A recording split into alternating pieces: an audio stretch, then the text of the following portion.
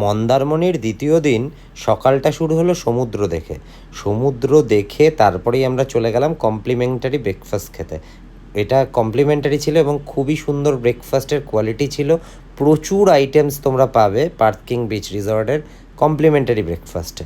সেটা আমরা কমপ্লিট করে তারপরে চলে গেলাম পুলে সোজা।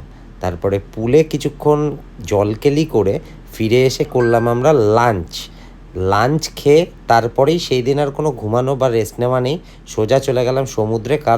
কারণ কি বলো তো, কারণ আমাদের অনেক রিলস আর ফটো তুলতে হবে তোমাদের জন্য, যেটা আমাদের ইনস্টাগ্রাম প্রোফাইলে তোমরা পাবে।